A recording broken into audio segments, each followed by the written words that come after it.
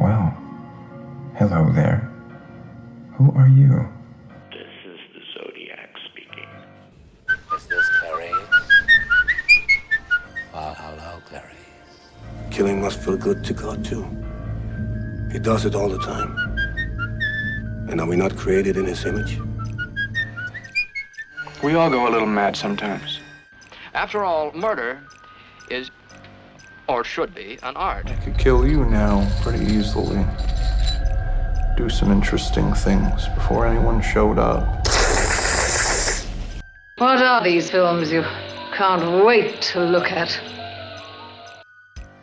Welcome to the Final Girls podcast and the 9th episode of our series dedicated to on-screen serial killers of horror film history. I'm Anna Bukatskaya and this is my Roman Empire. In this episode, which is the first of a double bill dedicated to the apex mountain of on-screen serial killers, is all about Hannibal Lecter. I'm joined by novelist Kirsty Logan to discuss the 1991 masterpiece, The Silence of the Lambs, which gave us our most famous interpretation of Hannibal Lecter on the screen, played by Anthony Hopkins. The Silence of the Lambs was adapted for the screen by Ted Talley and directed by Jonathan Demme. It stars Jodie Foster as a rookie FBI trainee called Clarice Starling, who develops an unusual relationship with convicted cannibal serial killer Dr. Hannibal Lecter. The film is one of the very few horror films that has ever been recognized by the Academy Awards, and one of the only 3 films ever to pick up all the big 5 Oscars. The American Film Institute voted Lecter as their #1 greatest villain of all time, and Stephen King dubbed him our greatest fictional monster. Alongside our deep dive into The Silence of the Lambs, we also cover the extended Hannibal Lecter Cinematic Universe, that is, all the feature films where the character has appeared. We do not go into detail on Hannibal the TV series, as that will be the focus for next week's episode.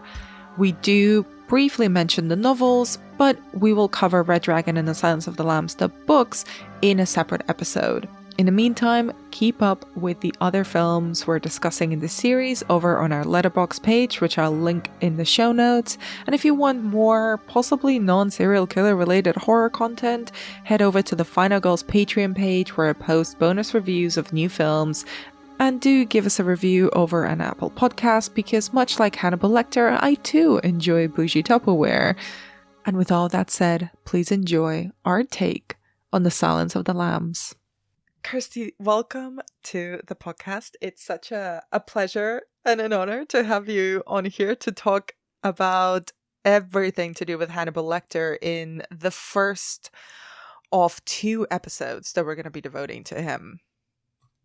I mean, he deserves more. He deserves all the episodes, really, but really, it should I have like just that we been, can give him this. Really, it should have been a Hannibal Lecter series. Absolutely fuck all of the other serial killers. I thoroughly enjoyed doing my homework for this episode. So, since it's our first time recording together for this podcast, I have to ask you the question that I ask every single one of my guests. What is your personal relationship with horror?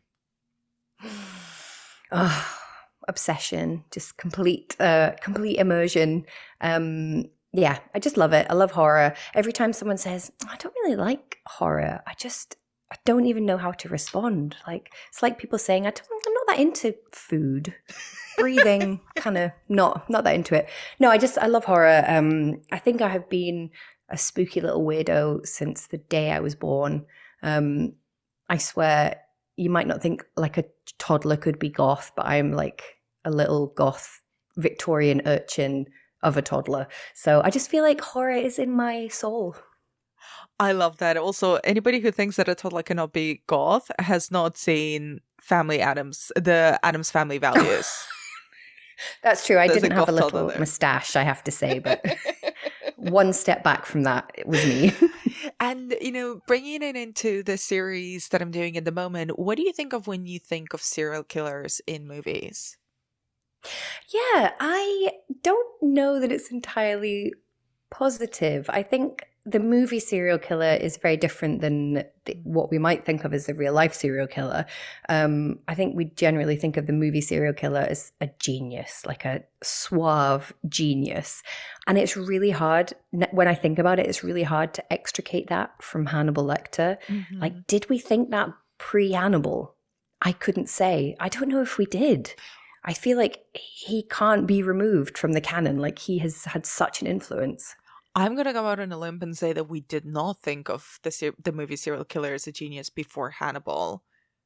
Because everything, like, Seven and kind of all those, he's got a devious plan. Like, from what I'm no serial killer expert, but from what I've gleaned from true crime podcasts, they're not geniuses. No. They're not geniuses. No, they're not kind of... No, they don't have this kind of elaborate scheme or anything. Well, I suppose we can only go by the ones that have been caught, so maybe that is a bit of a self-fulfilling prophecy. But I think we do have this idea, and we love this like battle of wits type story. And again, it's hard to know how much of that is from Silence of the Lambs specifically, because you see it even now, like new TV shows and films are happening all the time where it's this battle of wits between a detective and this genius serial killer who's kind of playing this cat and mouse game. And I'm such a sucker for those stories. But I just think without Silence of the Lambs, would we have so many of those stories? I'm going to go out on a limb and say no. And we'll have plenty of kind of ways to talk about that and whether that's, true or not, or previous examples and the influence it's had. But, to echo what you were saying, similarly, I'm a sucker for the battle of the wits genre, both between, detectives and criminals, whether they're killers or not. And I think criminals in general, in fiction, on our screens, have been allowed to be geniuses, particularly when it relates to, being con artists or thieves. There's this kind of gentleman thief persona that exists alongside that. But for a serial killer, a murderer with no quote unquote big trauma to justify his crimes, in the case of Hannibal Lecter, to be such an aesthete and to be perceived as so genius and accomplished in so many realms, I genuinely cannot think of another example. He is one, if not the kind of he is what's the word that I'm looking for is he is the apex mountain of serial killers, of movie serial killers. Mm-hmm. So let's get into Silence of the Lambs and Hannibal Lecter. What is your own relationship with the film and with this character? When did you first become aware of him? Was it on the page? Was it on the screen through the Jonathan Demme film? Tell me your story. I'm sure it was the film. I can't think when I first saw it. Can I also say, of all the podcasts I've listened to, all the interviews I've read to do with this film, I have not heard a single person say, Thomas Harris, I cannot believe that you wanted to write about a cannibal and you called him Hannibal. Like, I am reeling from that still. Like, I kind of respect it. You wouldn't do that. Hannibal the cannibal? Like, really? You knew he was going to be a cannibal. You made the choice to call him Hannibal. Do you think I think it's a kind of chicken and an egg type situation. Is Hannibal Lecter a cannibal because his name is Hannibal? Or did he know that he wanted to write about a killer that was a cannibal, so he named him Hannibal? Which one was it? I don't...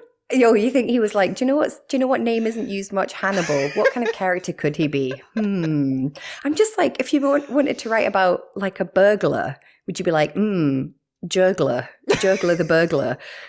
To be fair, there is such a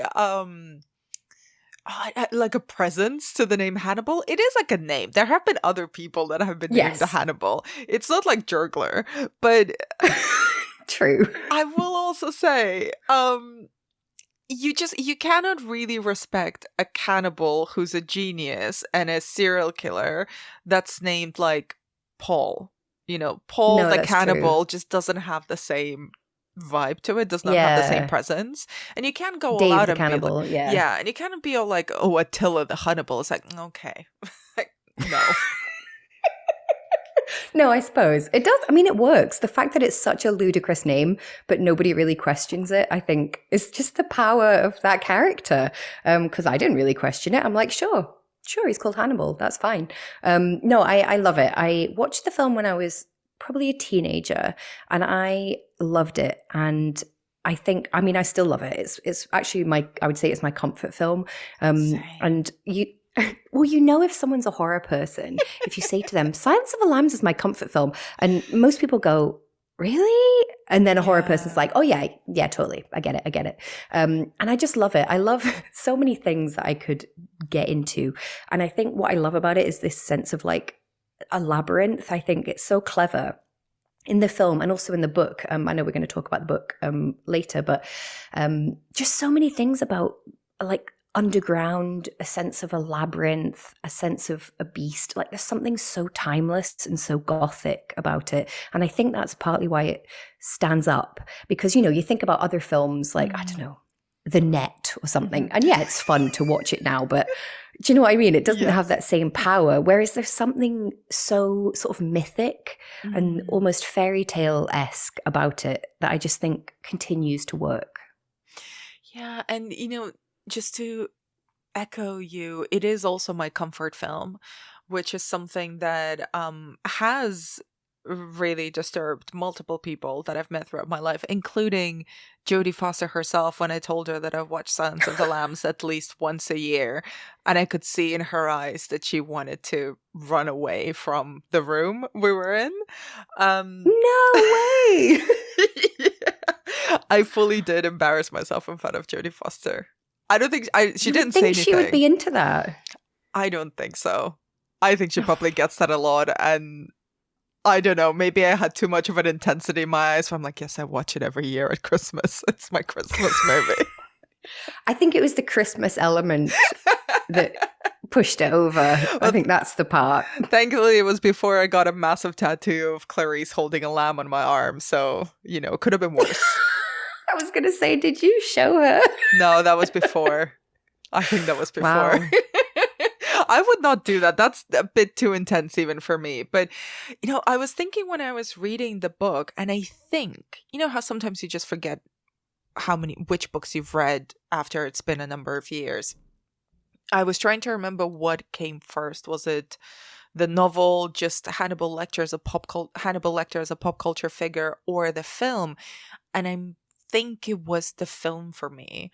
And the performances, the dialogue, the scenes have been so ingrained in my mind because I've seen it so many times over and over. I could probably recite the entire script off by heart. And I know I can recognize the scenes almost by the music or the kind of, the snippets of dialogue. When I was reading the book this time round for the purposes of the series, it was like I had read it before. I was seeing kind of this movie anew in my head, but with, a slightly different direction in it.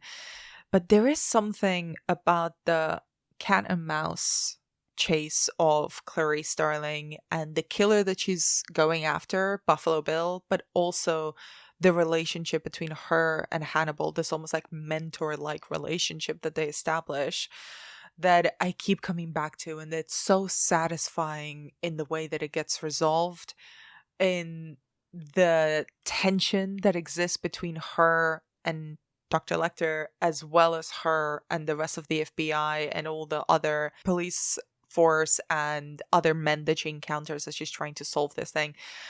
It's so perfectly pitched and so perfectly scripted and acted, and the camera of Jonathan Demme does such an impressive job of putting you into the shoes of Clarice Starling while never making a point of saying that this is what they're doing. He's letting the images communicate that. I can never get over this film. I rewatched it again for the purposes of this episode when I was having a really shitty day, and it just instantly perked me up, which again, probably not a sane thing to admit.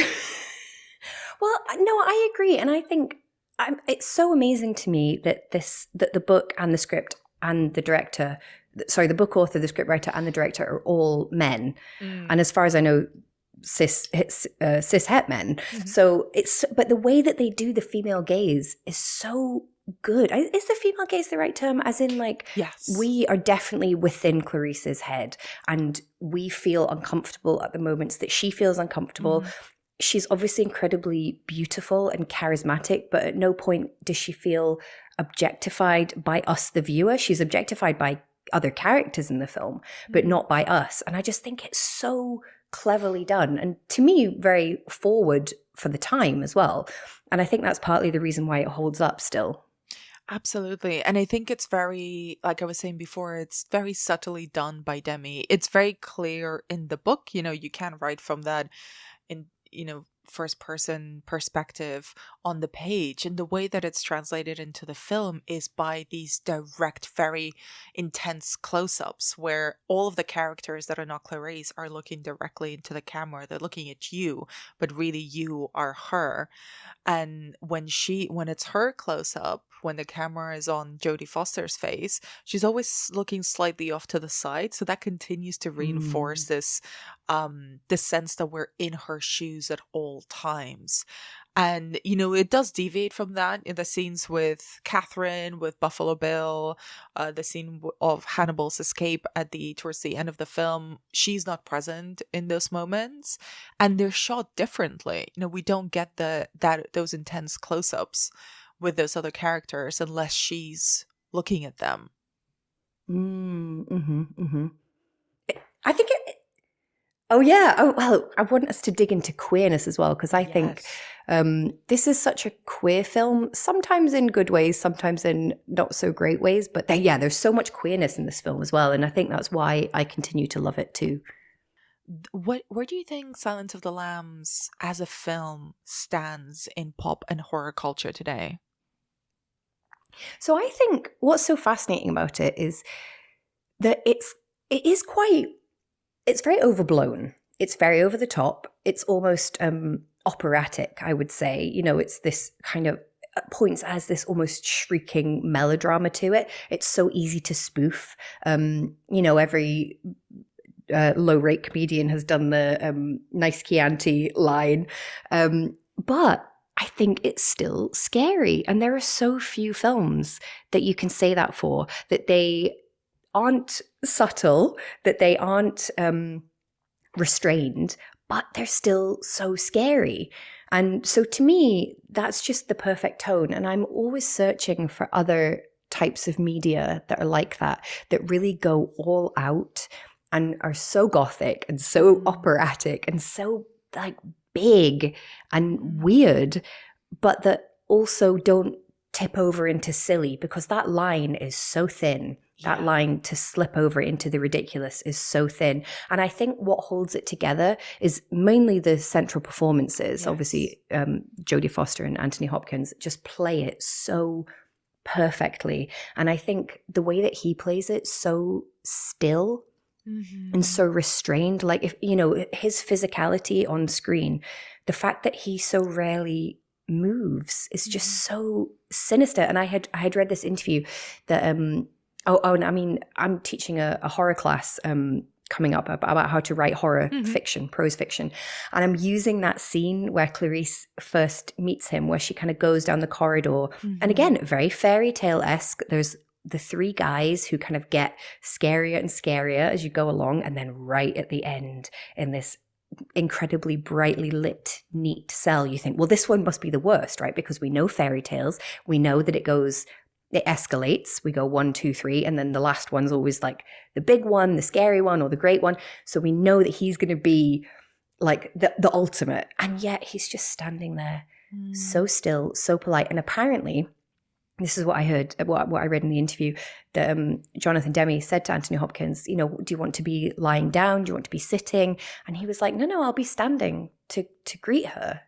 Because I know she's coming, and that's the polite thing to do. And it's just so clever. Yeah. And before we get into Hopkins' performance and Jodie Foster's, obviously, it's interesting to me that you use the word operatic, because it's so not the thing that I would think of about Silence of the Lambs.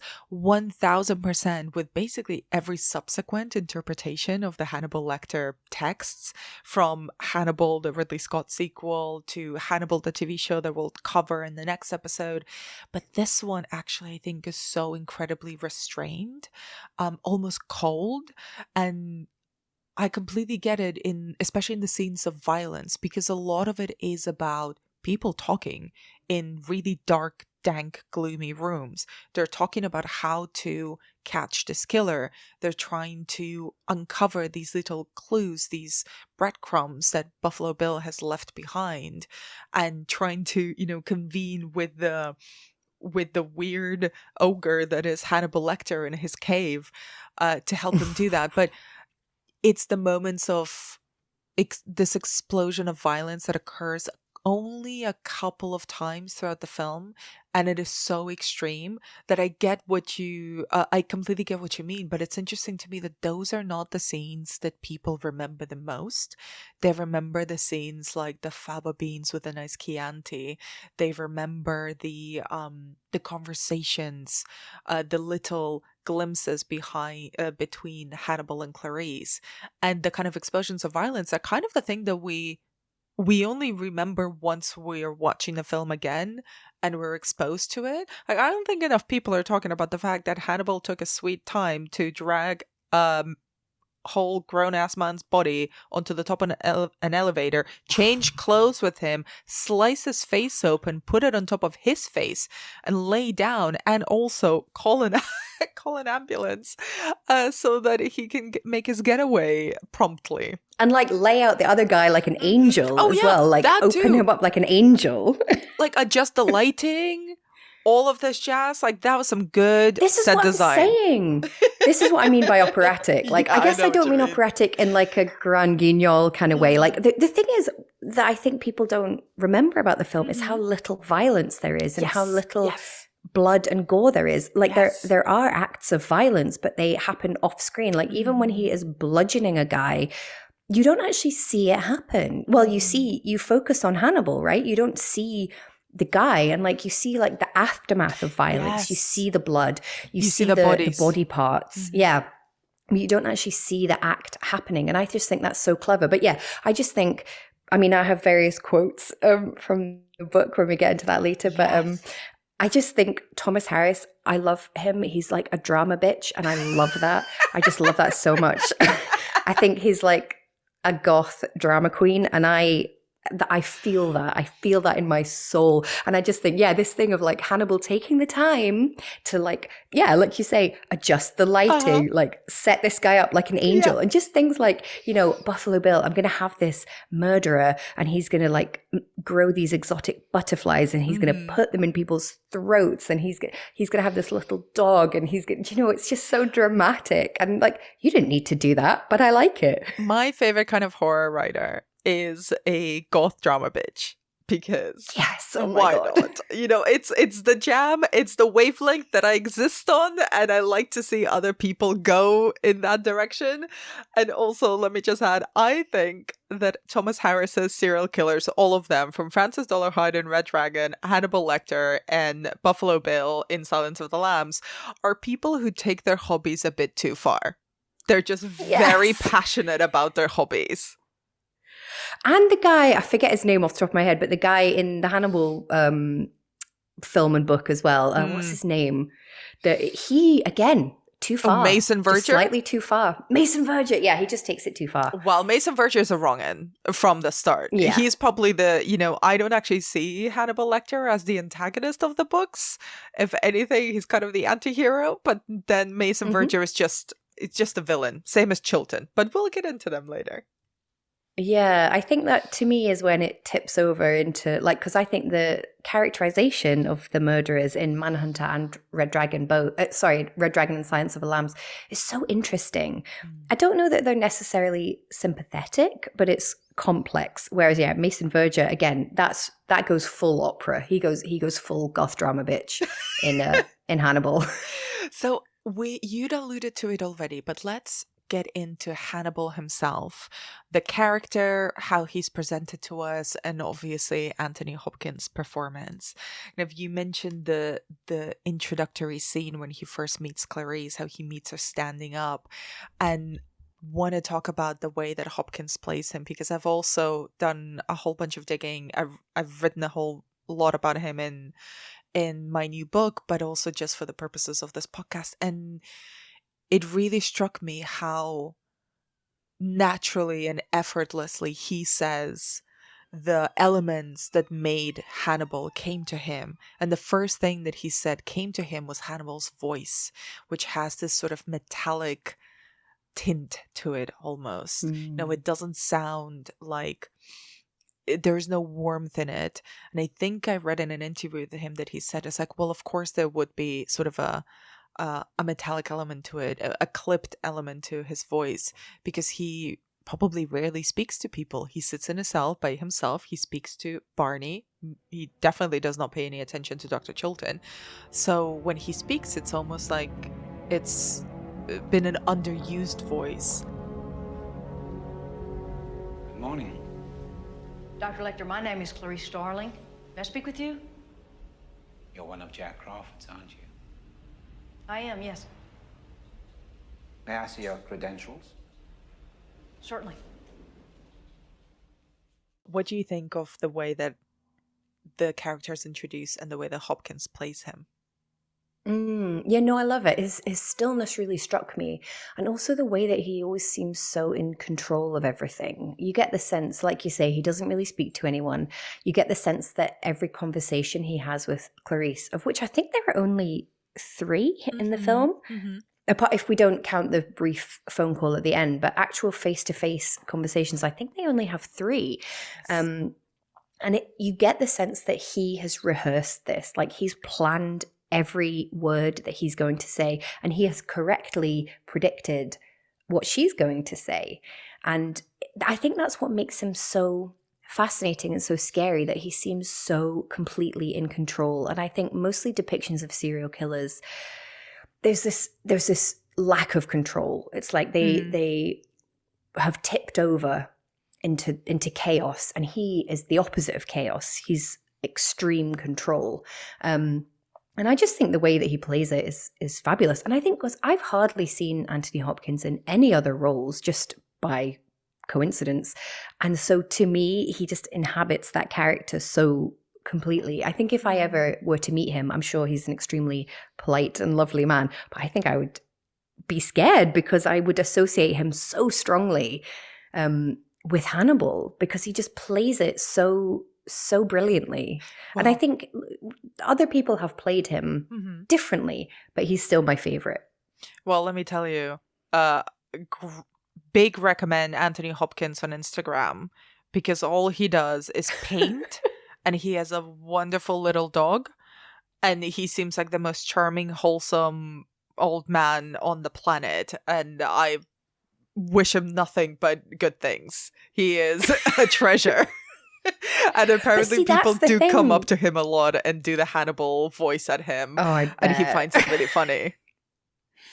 I think that's what's so appealing about his performance, is he is charming. He's very intelligent. He's very respectful. And what I think is so perfect about this film, and that I will never stop being blown away by, is the lack of sexuality between Hannibal and Clarice. And I have heard other people interpret it differently. My personal opinion is there is no sexual connection there. There's no sexual frisson. There's nothing like that. And I just think that is such a brilliant choice on everyone's part. I just think it's so great, because every single man that Clarice encounters is pervy to her. Every single man makes her feel small, stupid, objectified, idiotic, out of place, everything like that. And Hannibal never does that to her.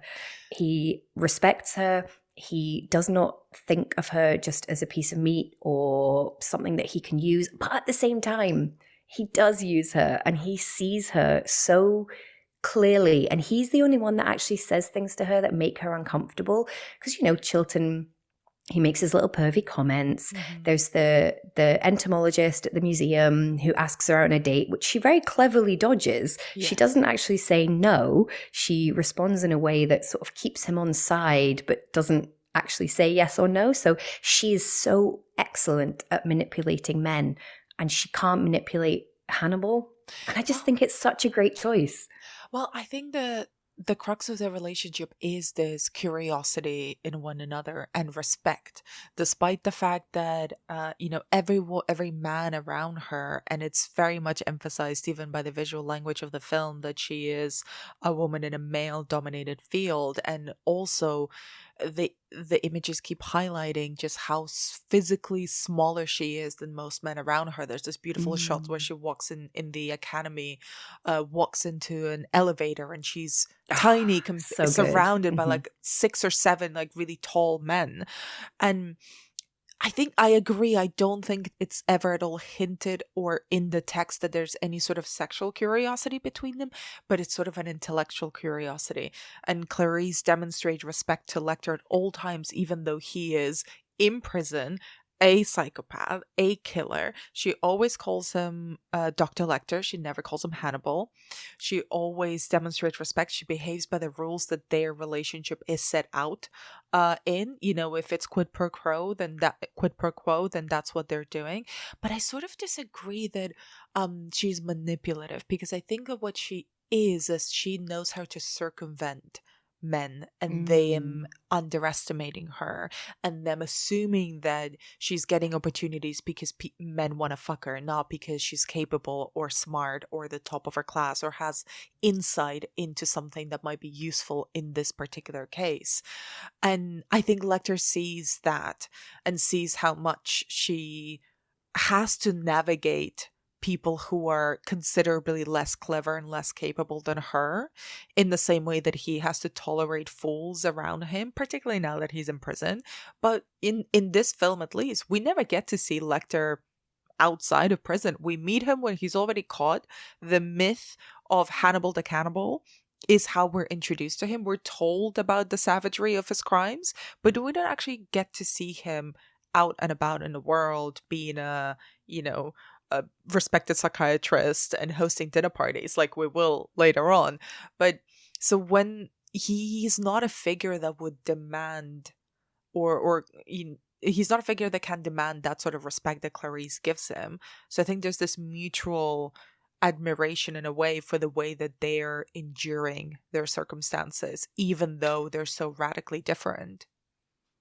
Yeah, I like that. I don't disagree. I think I just have a different connotation to the word manipulative. I don't think it's necessarily a negative, and I think it's been used quite misogynistically. Women are so manipulative, whereas in a very typical, simplistic way, perhaps a man can walk into a situation and does not need to manipulate anyone, because they can just say, "Hey, here's what I need, here's what I want," and the other person goes, "Yep.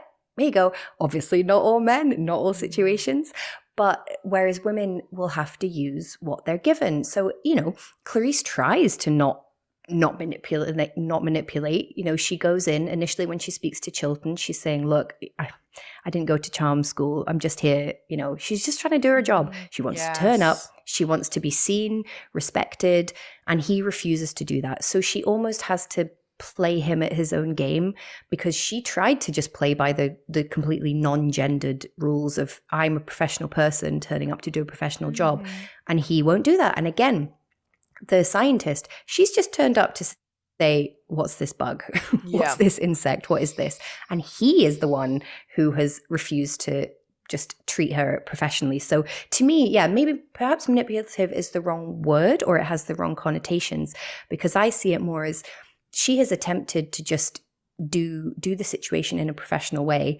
She has not been met with professionalism, so she's gone, "All right, well, that's how we're going to do it then. We'll do it this way." Yeah, she has to play into other people's, not incompetence, that's not the right word, but sort of bad faith, or them trying to take advantage of a situation that is meant to be professional that they transform into an unprofessional one. And I really agree with you. I think a lot of the way that this movie is presented, particularly the choice to film it so much through Clarice's point of view, is about her trying to do a job. Her trying to do her job in the best way she can. And as Lecter tells her, advance. That's the thing that she wants the most, to advance, to be excellent at her job, to progress, to be respected. And, you know, going back to Anthony Hopkins' performance and this idea even of the likable psychopath, you know, he's so charming, unbelievably watchable. And I think that's entirely concentrated in Hopkins' performance because he is not, you know, say traditionally handsome. He's, you know, sort of not the youngest of actors. Like, he doesn't have these ingredients that we would associate with, oh, this is a movie star that I want to watch on screen. But the minute that he enters the frame, you cannot take your eyes off of him. And I think he's almost like the shark that's circling but without ever moving out of place. Even the way that he, you know, as you said before, he holds himself, the way that his prison jumpsuit is tailored to his frame.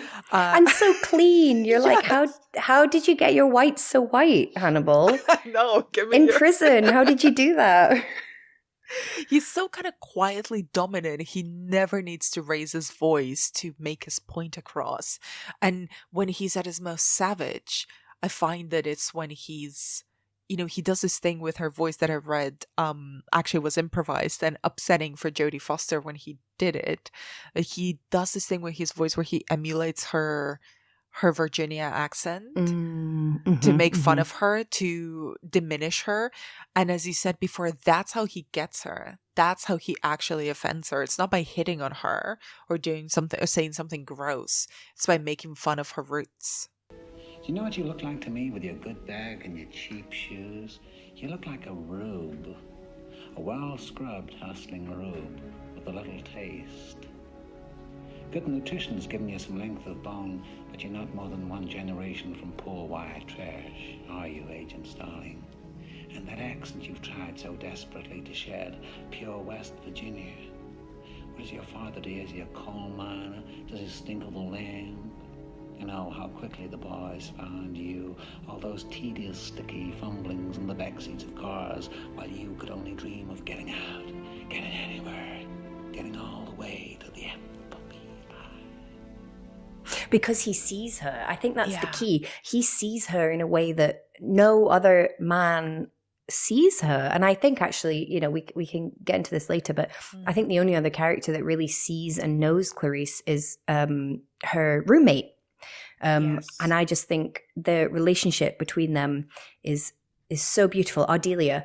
And yeah, the connection that they have, and they aren't doing this back and forth trying to figure out who's in control and who's this. Like, to me, they build together. Clarice and Ardelia don't have that many scenes together, but the scenes that they do have together, they are building together and they're figuring things out together rather than it being confrontational. Yes. And I think that's the only scenes that Clarice has that aren't confrontational scenes. So before we get into the other serial killer that this film is concerned with, because there's two, let's talk a little bit about Clarice and Jodie Foster. You know, what do you think of her performance, and obviously kind of the nature of the balance of the roles is quite stark in this film for various reasons, not just in terms of amount of screen time. Anthony Hopkins is barely on screen for the majority of the film, yet is one of the most, if not the most memorable part of the film. Jodie Foster is in almost every single scene, and she was already a huge star. She'd been acting since she was a child, whereas Hopkins was relatively not fully unknown, but had not had a massive break in Hollywood yet. What do you make of the way that she plays Clarice? Yeah, it's interesting to know that, because it seems opposite in the film. It seems like he's the superstar. He's so intimidating. His presence is so strong and so intense. And I just think she's perfectly cast in this. I had read that there were other options, Michelle Pfeiffer and people like Yes. that. And I think she's brilliant. I love Michelle Pfeiffer, but I think the reason that the casting is so great is, like you said, he's not the most traditionally handsome guy. Jodie Foster is obviously an incredibly striking woman, but she does look like a normal person. She looks like someone that you might know, someone who you would think, wow, they're extremely good looking, but still like a real person. And I think also, were this film to be made now, and obviously the prevalence of cosmetic procedures among actors is much higher now than it used to be. Of course, these things were always happening, that I think now you wouldn't have these close-ups of these actors with their, wonky yellowed teeth or their flaws on their skin, like just looking like normal people look. It would be such a different vibe if we had close-ups of these characters and they had the veneers and they had the Botox and they just looked so flawless and had no pores on their faces. It wouldn't feel real. It would feel so different. And I think the intensity of these close-ups, and the fact that Jodie Foster, again, very beautiful, but looks like a real person, looks like a believable character. And I just love that. I think she's so perfectly cast. And I think if it had been a very extremely, like 0.0001% top most beautiful woman in the world, it just wouldn't feel real, because you hold a room different. I imagine, I wouldn't know, but you hold a room differently when you are that beautiful, that you walk in and everything stops. And I think Clarice can't have that energy. She needs to be beautiful, but not so beautiful that that's her entire personality. Whether you want that to be your personality or not, unfortunately, it does end up being the case. We see this with, I won't go down a rabbit hole here, but we saw this with Megan Fox, how she was treated, the types of things that she was cast in. We're seeing she it now with Sydney Sweeney. Yeah, she's too beautiful. She's too beautiful that becomes her whole personality, whether she likes it or not. And that's not fair, it's not right, but that affects what kind of roles you get, because it affects your screen presence, that everything then circles around you all the time. So I just think it's perfect casting. I couldn't imagine it being anybody else, really. It's the hotness tax, as my friend Jordan Crucchiola put it. Yes, so true. Yeah, because you think, oh, surely there's no such thing as too beautiful. And maybe there is, maybe not too beautiful, but maybe there's a downside of what types of roles you get offered or what you can play. I do think there's something, well, interestingly, I think Michelle Pfeiffer had come up because Jonathan Demme had just done Married with a Mob, which stars Pfeiffer. But I've also read that Jodie Foster, who was always much more interested in everything to do with movie making, not just acting, had tried to option Silence of the Lambs because she wanted the part of Clarice so badly. But someone already had gotten it, and then she got to campaigning really hard to get that role. She really wanted it. And there is something, I agree, she's obviously incredibly beautiful, that's undisputed, but I think actually in the role of Clarice, she's trying quite hard to diminish that in a way, because I think that Clarice feels like she needs to tone it down, or at least distract it, because she wants to be taken seriously. And I understand that being, conventionally attractive does not mean that you get taken less seriously. Other things are handed to you, but there is this thing that constantly plays out in the movie, right? The older men around her can't stop talking about or taking her looks into account or hitting on her. So I think she kind of tries to cover that up a little bit and really put forward the competency first. And then there's this other thing that I think is very unique to Jodie Foster's persona. She is very smart. Like, a very, very intelligent person. And I think both in her choice of roles, in the way that she's presented herself to the public, in the way that, she's maintained and crafted her career, the way she speaks, she always comes across and has wanted to come across as a deeply sharp and intelligent person. And I think I honestly can't believe that you were in a room with her and you didn't just implode. I feel like it would be like looking directly at the sun. I did though. And I kind of like, I also had this experience in the room where you can tell, and there was like several people in the room. I organized kind of a series of events around the Silence of the Lambs. I was working for the BFI at the time, and we were re-releasing the film, which was obviously a dream project for me personally. And I managed to grab Jodie Foster while she was in town filming the episode of Black Mirror that she directed. So she came down, did a long Q&A. That's all on YouTube. You can see it. And I remember sitting with her in the green room and a couple of other people from the organization at the time. And I consistently kept thinking, oh, she is the smartest person in the room right now, and probably many other rooms. And I think that intelligence, having that, and I think she spoke about it in the Q&A as well, if memory serves, that she wanted Clarice to be unapologetically intelligent, not a woman who was downplaying her smarts in order to be more palatable, but someone who was often the smartest person in the room and wanted you to know that. And I'm not saying that in kind of it's a sign of arrogance or showing off. I think it's one of those elements, similarly to Lecter, who is actually going to be the smartest person in any given room. You don't need to show it off, and you don't need to downplay it. It just is a fact. And actually, other characters in the film, like Dr. Chilton, is the worst example. When they try to show off and appear more powerful or more intelligent than they actually are, they come off as buffoonish. Absolutely. Yeah, that's such a good point.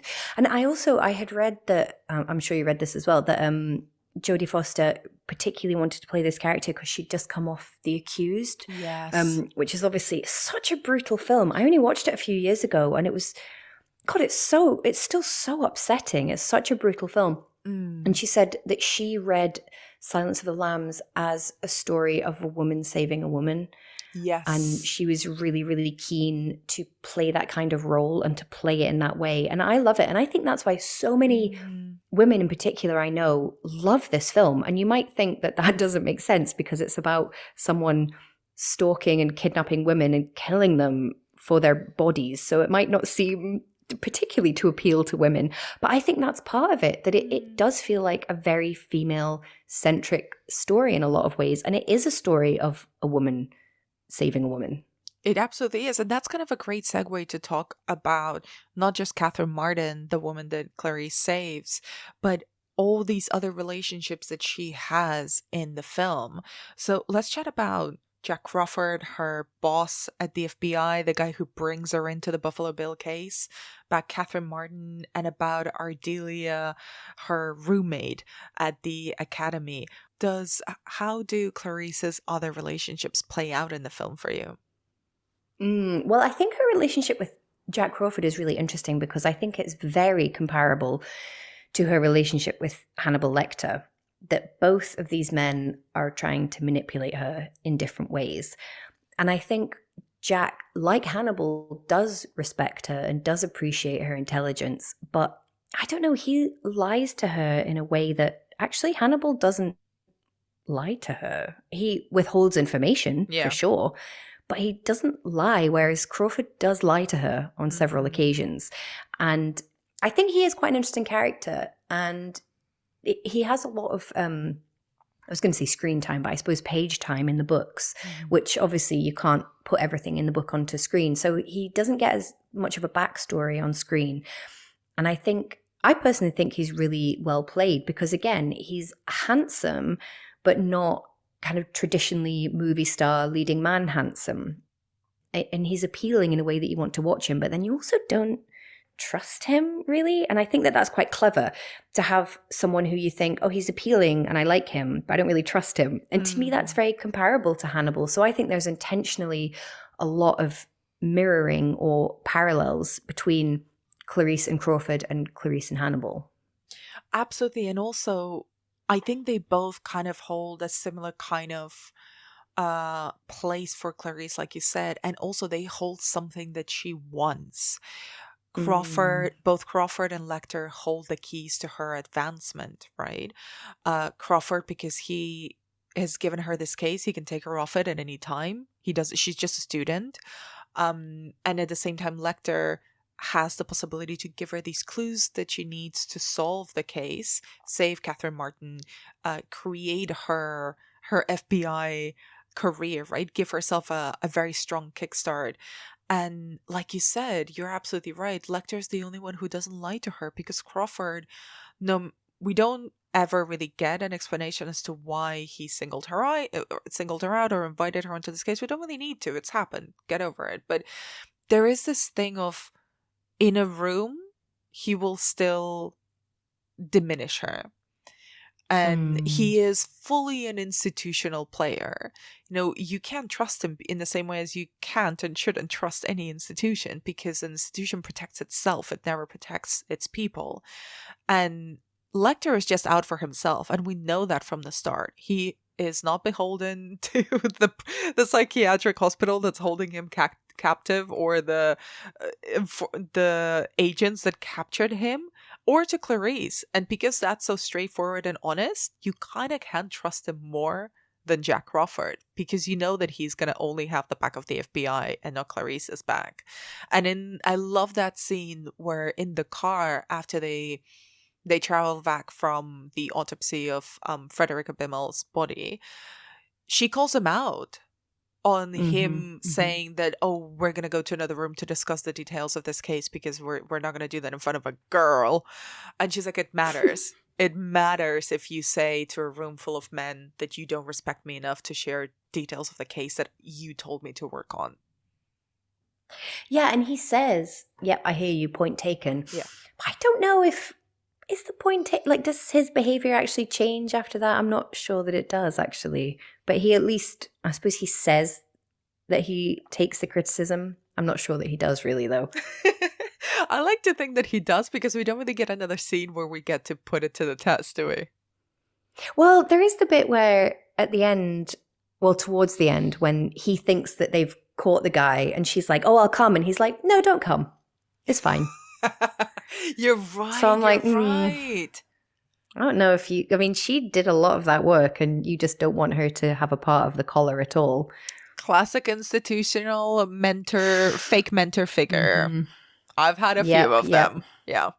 Yep. So he is very like that. But I think I love her relationship with Ardelia, and I choose to see Clarice as at least bisexual, if not lesbian. And I do think she and Ardelia are very subtly supposed to be in some kind of a relationship. And I do think that that is hinted at in the later books as well. Not so much in the films, but in the later books, I think we are kind of led to believe that. Like, I think the connection between the two of them, the scene where they are in her room and Clarice is just out of the shower and they're sort of putting the pieces together. It's so intimate and so beautiful. And I just think they're just so cute. They're just such a sweet couple. That's certainly how I see it. And the only time that anyone shows any real concern for Clarice's safety, like going in to meet this serial killer, this psychopath, as you say, who now knows very intimate details about her, is when Ardelia gets the phone call to say that Lecter's escaped. She drops the phone and sprints down the hall to tell Clarice. And that's the only time anyone shows any concern at all for her. And so I think if you took Ardelia out of the film, it would affect the entire film. Even though she's not on screen for very long, I think she provides a really important beating heart to Clarice, that Clarice needs someone who's actually on her side. And Ardelia is the only person who is actually on her side. I think you're so right. And even as you're describing the scenes, I'm rewatching them in my mind and being like, no, you're right. And I had not read their relationship as romantic, but now I'm shipping that. Ardelia, by the way, maybe I just want it to be. Well, Ardelia, by the way, played by Casey Lemons, who is a beautiful director in her own right. She directed Eve's Bayou, which is another kind of Southern Gothic masterpiece. And I didn't know that. Yeah, wow. That's Casey Lemons. She's an incredible filmmaker. And what I wanted to add to that is that I agree with you. I don't think Clarice is straight. Not in the slightest. Primarily, I don't know. We can't read into it, of course. But the way that she tries to flirt with Chilton, and it feels so awkward in her mouth, not just because he's gross, But I don't think that she particularly wants to flirt with men in any way, shape, or form. And I think, again, to echo what we were saying before, that's why the connection with Lecter feels so intense, because there is no need for her to try to pretend to be palatable to a man, or try to play straight, or try to present herself as desirable to this man, because that's not what he's interested in. Yeah, totally. You get the sense that, you know, in my imagination, in my fantasy world, if Clarice was like, oh, by the way, Dr. Lecter, I'm gay, he would just be like, oh, okay, interesting. Like, he wouldn't react to it. It wouldn't change how he thinks of her, or what use she is to him, or his interest in her. Whereas I think any of the other characters would have quite an intense negative reaction to that, as if like, oh, well, you're not particularly useful for my purposes anymore. Yeah. And so there we go. Hannibal as a non-homophobe. We like that. Yeah, I think the text gives us that. I don't think Hannibal is a homophobe in any way, shape, or form. There we go. We're finding his good parts, his good sides. And what do you think about her relationship with Catherine Martin, the girl that's abducted by Buffalo Bill and that she saves? So they only actually interact like so briefly, don't they? When she goes in, they swear at each other, and she's like, "Don't leave me in here, you bitch," and she's telling her to shut up. And I like that. I love that interaction. I like Catherine.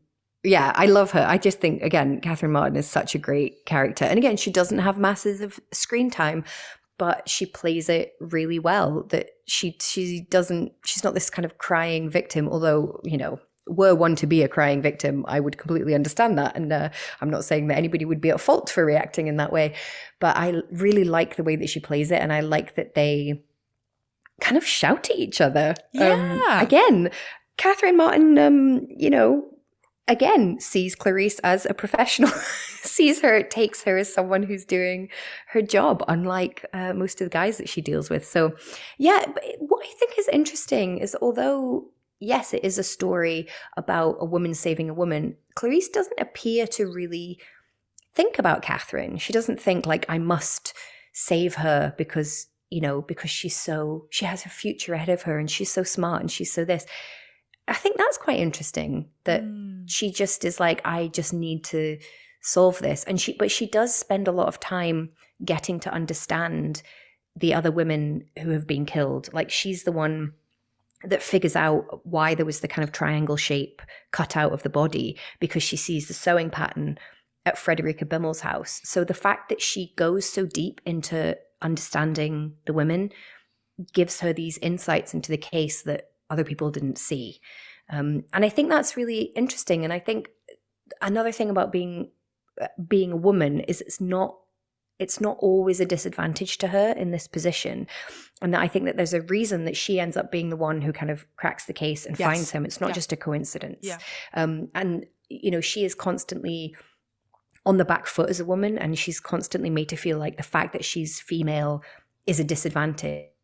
But actually, it does lead her to have an advantage in several ways. And again, this is in the book, and I think it's a shame it didn't translate. This is the one thing that I wish had been somehow added into the film, is in the book there's a mention that when she goes to see the body, that the men sort of draw back, because in their culture, which she understands because she's also from the South, she understands that women traditionally dress the bodies of the dead, so that women are the ones who are involved in life and death rather than men. So it makes sense for her to be there. And I thought that was actually really clever. And that's the one thing that I would bring from the book that didn't come through, is this sense that it actually is an advantage to her to be a woman in this situation, because even the men understand that she belongs there.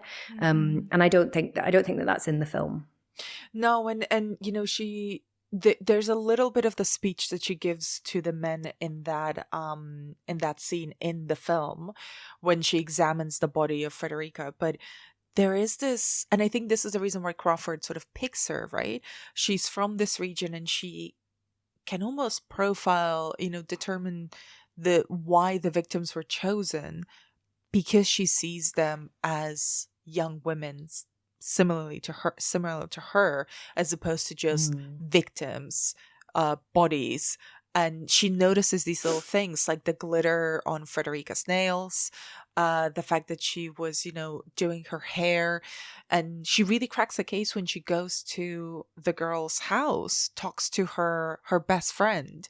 And that's how she finds Buffalo Bill. It's not through necessarily the autopsy. That's a part of it. But she really is able to see into the people behind the clues, and I don't think a lot of the detectives working on the case thus far as we see, are able to see past just the evidence. Her ears are pierced 3 times, and there's a glitter nail polish. It looks like town to me.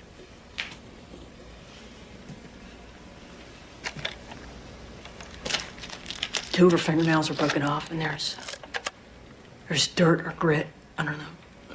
It looks like she's tried to claw her way through something.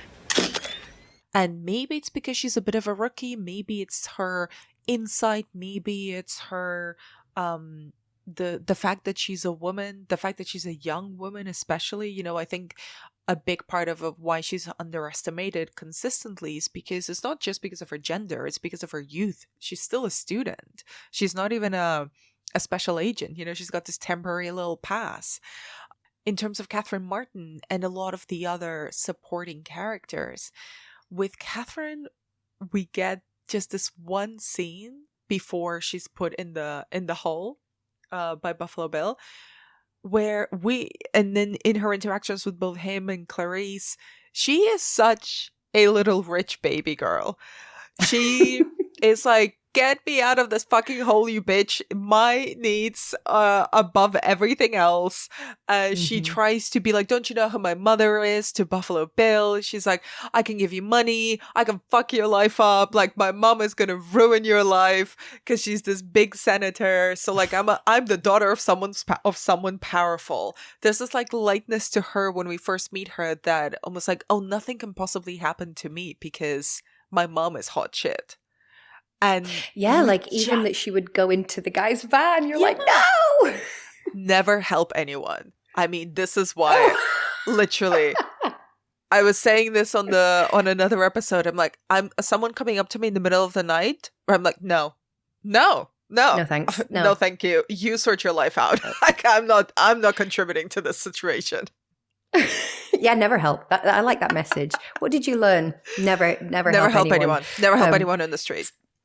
Yeah. It's funny, I sometimes forget that Frederica Bimmel isn't actually in the film because she feels like such a complete character to me. Like, I feel like I could write a scene or a story from her perspective because she feels like such a vivid and kind of layered character to me, but she's never alive on screen. There's no like even a video. There's no kind of video that's found of her or anything. Yeah.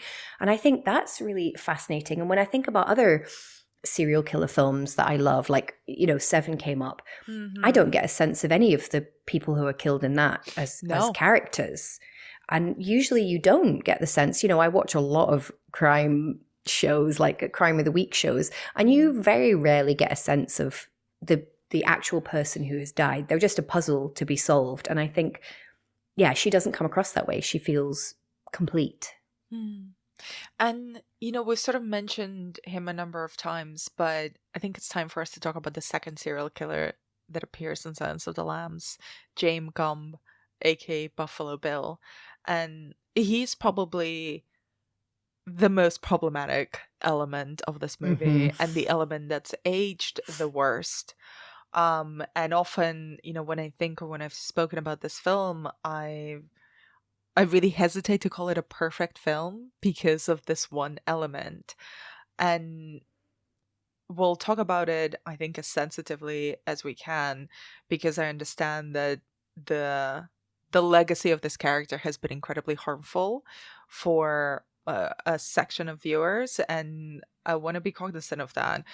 So how do you think the film portrays James Gumb, and do you think that the way that it has been harmful to trans audiences over the years has kind of affected your perception of the film? I agree. It's the one thing that stops me from saying that I think the film is perfect. I think the film is fabulous in many, many ways, and I adore it but there's always a but. My problematic fave. I think that's how I described this film when we were deciding which one to discuss. I was saying, yep, this is definitely my problematic fave.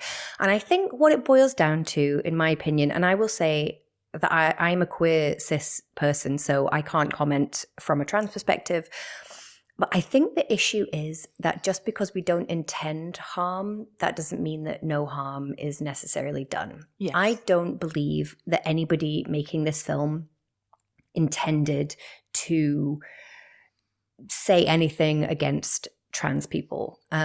But I don't think that that means that no harm was done. And I think that Thomas Harris was completely aware of this. And I think in the text, he does his best to distance himself from it. Yes. So I'm sure everyone's seen the film at this point, but you know, all this stuff about Jane being trans comes up, and Hannibal Lecter in the book says he's not trans. He is not a trans person. He is just a person who is, and I'm using he because that's what the film uses. He is a person who is uncomfortable in his own skin, and he is desperate to find a reason for that discomfort. And he has latched onto this as the reason why.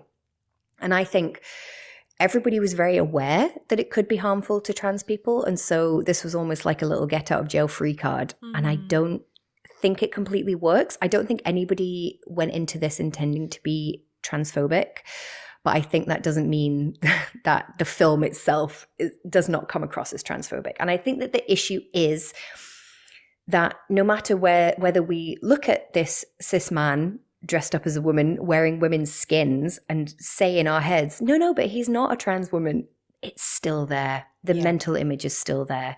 And I think, unfortunately, I do think that did do damage, whether we try and distance ourselves from it or not. And like you, it's the one thing that makes me think, it was so close. It was so close to being a perfect film. And that does hold it back for me. And, you know, I watched the film and I don't personally think it's transphobic, but then I'm not a trans person. So it's not my place to say. And I think that harm has been done, even if it was not intentional. I think we're completely in agreement. You know, I think over the past couple of years, I constantly read about this film because I'm always curious. I'm always thirsty for more Hannibal content. So anytime a podcast pops up or a new essay about it. But I agree with you. Harm can be done even if that's not the intention. And similarly to the book, the film very explicitly distances James from transness. He's explicitly told that he's not a trans woman. But the film, however, sorry, let me rephrase this. But however much they say that, the images that exist in the film, the images of Buffalo Bill, of James Gumb, dancing with the woman's skin on him, have become one of the most iconic elements of the film itself. The combination with the music, with the Goodbye Horses song, Ted Levine's performance, that image is one of the most recognizable ones. No matter how much the film tries to separate itself from any harm or any intention to harm trans audiences, you cannot control, once you put a piece of art out into the world, how someone may latch onto it and transform it in their heads to fit their narrative about other people. So people have committed aggressions or bullied or insulted trans folk based on this one image of a character that has become so well known, so recognizable, so often parodied in pop culture, and use that against trans people, even though this is not a representation or an image of a trans character on screen. And I think it would be really disingenuous to, as you say, I'm a cis woman, and no matter how much I don't see this film as being transphobic, if trans people are telling me that they have been negatively affected by it, then that is the negative effect or the negative afterlife that this film has had. And I know from interviews that I've read that it was also something that Jonathan Demme deeply regretted, that it was interpreted in that way. He tried very hard to make it as clear cut in the film as it is in the novel, that is not a trans character. But again, once you put something out in the world, people can interpret it and twist it in any which way they want. And he couldn't control what images would become celebrated, what images would become iconic in pop culture, which images would be taken out of context. And people remember James Gump dancing with a woman's scalp on his head, and they don't remember the dialogue scenes where he's being described as categorically not a trans person. Mm-hmm. And I think that the thing is that he is the only... I mean, he's whether or not he's trans, he's swishy. He's very swishy. He's got a little dog. He speaks in a sort of high, intentionally, like, not a high-pitched voice, but I don't know. It's just the way that this is the thing. I'm going to try that again. The way that the scene is done is on its face. You know, if it could exist in a vacuum, not as part of the real world, like, it's flawless. The song choice is perfect. The performance is perfect. It's just so good. The problem is it does not exist in a vacuum. It exists in the real world, and it has real impacts on people's lives. And that is unfortunate. And I think were this film to be remade, which I don't think it should be, but were it to be remade now, there would be so few things that I would change. But I think even if you were to keep that character exactly the same, because the thing is, we also don't want to fall into the perfect victim trap. We're not saying that every trans person has to be perfect, you know, that every trans person has to be an innocent victim. You can be a real bad person and be trans, but that you're not bad because you're trans. That's just separate parts of your personality. And if there were to be an overtly LGBTQ person in the film who, other than James, that would put a really different spin on it. The fact that the only obviously queer-coded character on screen is a murderer who steals women's skins, that's not great. Yeah. Whereas if you had maybe another trans or otherwise queer character on screen who, again, they wouldn't have to be perfect. They can still be a complex character, because no character in this is a sort of perfect victim at all. Everyone's layered and complex. That would have made such a big difference. And I see this a lot. I see this a lot in books and films, that the villain is queer, overtly queer, or just queer-coded. And that's not necessarily wrong. I'm not saying you could never have a queer villain. But if the only obviously queer person on screen is the villain, it's just not a great look. It's just not a great look. Just make someone else be queer as well, like happens in the world. So to me, that's the difference. It's not that that James can't be characterized the way that he is, but he is the only one, and that's not great. Yeah, I think it's the one black mark on the film for me. And I agree. I think if queer villains were not such a trope that has existed throughout the whole history of cinema, and particularly in horror, then it wouldn't be as problematic as it is.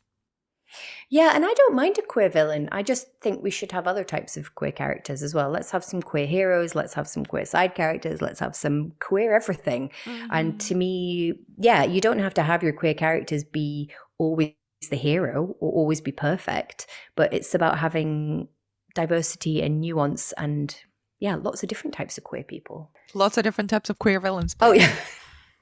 Yes, agree. And, you know, I wanted to talk a little bit about, you know, we've sort of mentioned this when we talked about this hurtful afterlife of the film. What do you think is the legacy of Silence of the Lambs? Where do you see it in other horror media? Oh, yeah, that's hard to say. I think for me, its legacy is, again, this cat and mouse type story. And this certainly wasn't the first, you know, detective and killer cat and mouse game story that we've had.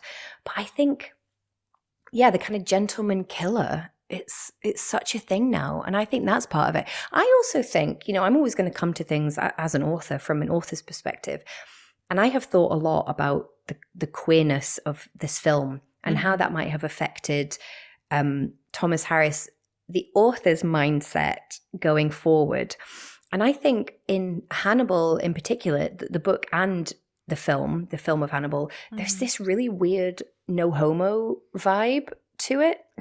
And I think that is the deeply problematic ending of Hannibal. My theory is it came about because he was like, what? Hannibal? Gay? No, he likes Clarice's boob. Look how much he likes boobs.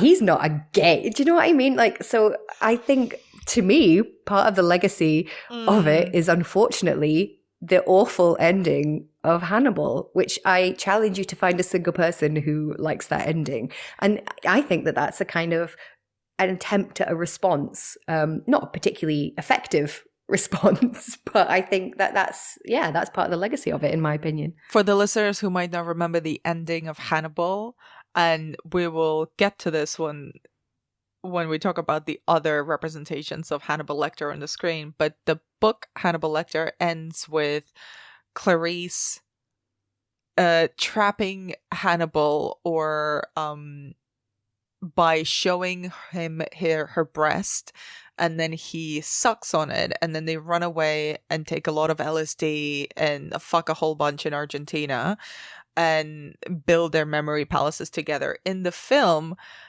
Hannibal kisses Clarice after he traps her long ponytail in the fridge, and then she clips a handcuff on him, and instead of cutting off her hand, he cuts off his own hand and then runs away to an undisclosed location and feeds a child a piece of Ray Liotta's brain. So very different endings. The movie is slightly better than the book. Yeah, neither is great. And yeah, he also makes her wear like a very skimpy evening gown. And I'm just like, oh, mate, you didn't have to do that. We didn't need that. Before we get into that, we simply didn't. I think there's, we started off this conversation by talking about kind of the genius serial killer. And I think that's one of the big legacies of Silence of the Lambs. There were already procedural thrillers. I think Silence of the Lambs and that success really gave birth to a lot of pale imitations of the sort of young female detective or sometimes journalist and a kind of older mentor figure, and they solve a serial killer crime spree together, and maybe they fuck, maybe they don't. Let's find out in the sequel. And so that's like a whole subgenre, it's the Kiss the Girls, it's copycat, it's high crimes. There's so many of them. And the other part is kind of this genius serial killer who is likable and charming, but obviously also a murderer. And I think that figure has never been as perfect as it has been in Hannibal Lecter, but we see kind of these iterations on him, and sometimes they even kind of echo or try to parody Hopkins' performance choices in this film. Mm-hmm. And I think as well, even now, there have been a few books out in the past few years that are about someone who may or may not be a detective who is trying to solve a crime and has to go and speak to someone who's in prison for some reason who has information, and they have to try and have this sort of, again, cat and mouse exchange of information, a quid pro quo. And I have to say, I'm a sucker for these. So every time a film or a book comes out with that setup, Silence of the Lambs meets whatever, I'm like, yeah, I'm in. Not a single one has been good. I'm sorry to say it. And I don't know why, because you would think it's quite a simple formula. And I don't know how it was done. I don't know how Thomas Harris did this. I don't think he knows, because none of his books since Silence of the Lambs have hit the same kind of success. And I don't think he knows how he did it. Nobody knows. Somehow this very simple concept, it just worked so well. And it's a lot harder to mimic or repeat than it might appear. And I think, like you say, there have been lots of attempts, and they're not bad attempts, but they don't hold up the way that this does. It really is lightning in a bottle in terms of on-screen talent, the screenwriter, the director, Jonathan Demme.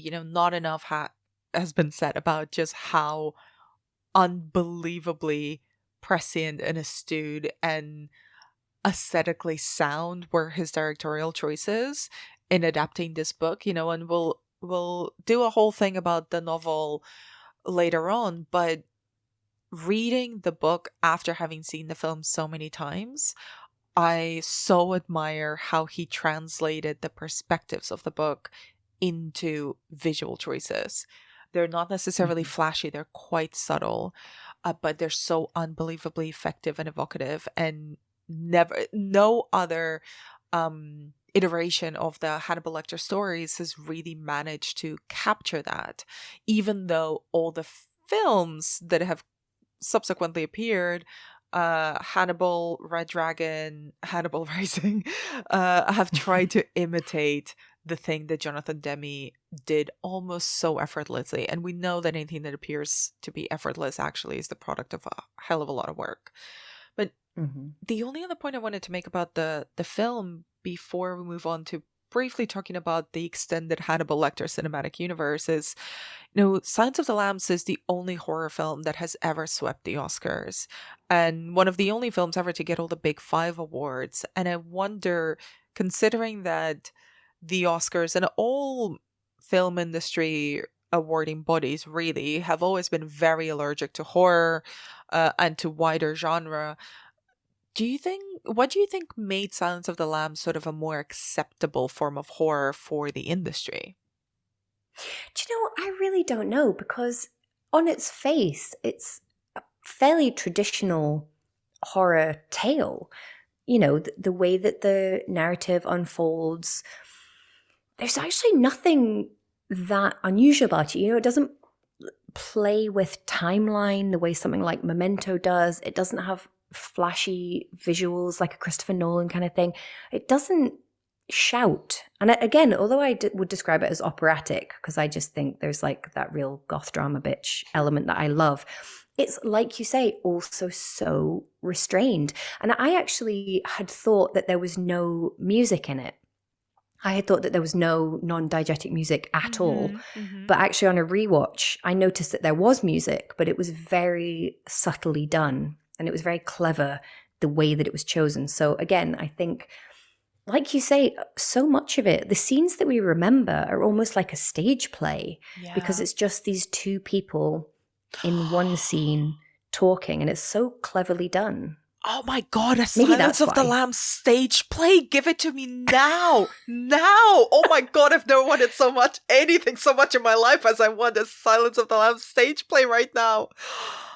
Oh my God, I volunteer to write it. That would be the dream, like my entire career at its pinnacle. Oh my But wouldn't Lord. that be incredible? I mean, so much of the scenes are like that, though. They're just two people talking. But I wonder if that is what makes it palatable, in that there is a lack of violence and a lack of blood and a lack of gore.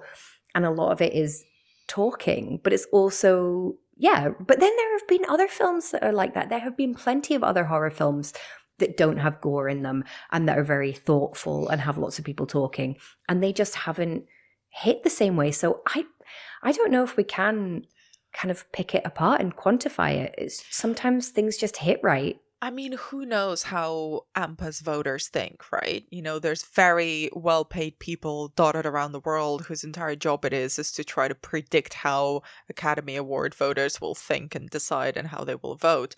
But I agree with you. I think the lack of blood, although when there is blood, is very operatic. It's very grand and takes its sweet time, and there's a lot of it, and it's quite perverse. The fact that they're all in conversation, the fact that it is a film with a movie star. Let's not forget the power that has. That Jodie Foster has always been a very well-respected figure in Hollywood, as was Jonathan Demme. The fact that it's a bestseller, it's a well-known literary property. And also, I wonder if it's because it's not supernatural. Once you involve any supernatural paranormal elements, people are like, oh no, it's silly stuff. I also think, although, I adore this film, one of my all-time favorites, I also think it is quite a traditional film in that, if we think about when it came out, sort of late 80s, early 90s, was a pretty homophobic time. And I think the fact, we've talked a lot about James Gunn and being queer-coded on screen or overtly queer on screen, depending on how we want to interpret it. The fact that he's the baddie, and for all we might read Clarice as gay, she's not gay within the narrative. It's not explicitly said within the narrative. So I think the fact that the kind of deviant gay is the baddie and the nice, clean, apparently straight cis white women get saved, I think is a part of it as well. Yeah. It's actually not that subversive of a film. For all I adore it, it's not. I don't think it's a subversive film necessarily, so that probably helped too. No, I think you're right, and also we haven't really touched upon this, but there is the undercurrent of class that occurs there. The fact that Clarice is, as Lecter calls her in one point, kind of one step removed from trailer trash or Virginia trailer trash, and that she's so self-conscious about that, and kind of it's very noticeable in her voice and the way that she really tries to take the Virginia edge out of her accent when she speaks. I think there's something else, by the end of the day, the daughter of the powerful senator is saved, the status quo, the straight status quo is preserved. This up and coming young Virginia gal has her chance at advancement and graduates. And sure, Lecter has escaped and he's over in Latin America hunting down Chilton, but he's very highly educated and very well mannered. So we'll give him a pass, even though he is a cannibal serial killer. Yeah, and I suppose we could say Clarice also represents the American dream. That, like you say, she does come from poor white trash, as it's called in the film. She's an orphan. She doesn't come from money. It's never mentioned how on earth did she pay her way through college and through the FBI. Like, how is she paying for anything? So yeah, it is this kind of American dream that you can come from nothing. You can have no family, no money, no background, no name, no nothing.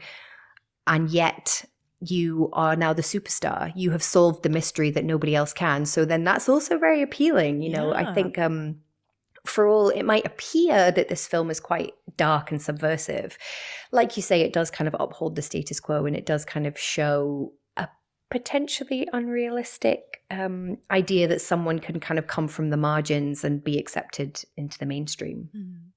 So let's talk briefly about the extended Hannibal Lecter Cinematic Universe.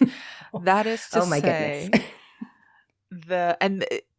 This particular character has appeared in a very strange order, both on screen and in books. So the first book published was Red Dragon. The first film featuring Hannibal Lecter was Manhunter from '86 by Michael Mann, where he was played by Brian Cox. Yes, Logan Roy Brian Cox. Then there was Silence of the Lambs, which was the sequel to the Red Dragon as the novel. This film that we've just been discussing for over an hour, that had a sequel called Hannibal, directed by Ridley Scott, where Hannibal Lecter was once again played by Anthony Hopkins, but Clarice was recast as Julianne Moore. Then there was another adaptation of Red Dragon, titled Red Dragon, directed by...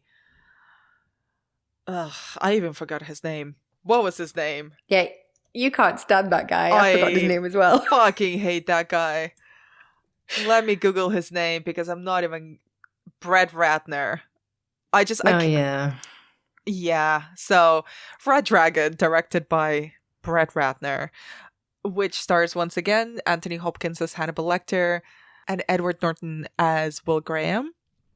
Then there was a prequel, which was an adaptation of the last Hannibal Lecter book that Thomas Harris published, Hannibal Rising, where a young Hannibal was portrayed by the late great French actor Gaspard Ulliel, R.I.P.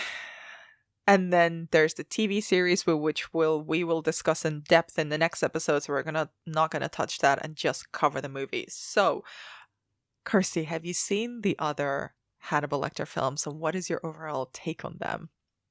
Oh my goodness. I have to admit, I did not watch Hannibal Rising, so I'm very keen to hear your breakdown of Hannibal Rising. But I did watch the others. I watched Manhunter, Red Dragon, and Hannibal. So I'll do brief thoughts on them. So Manhunter, I actually thought was quite beautiful.